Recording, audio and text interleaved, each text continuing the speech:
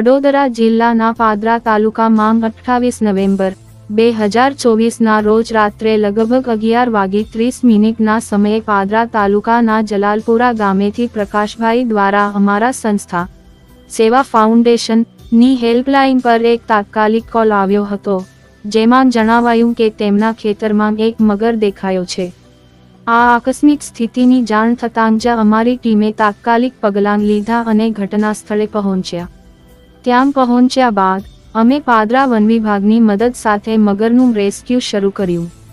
આ મગર લગભગ 5.5 ફૂટ લાંબો હતો અને તે ખુલ્લા ખેતરમાં ફરી રહ્યો હતો।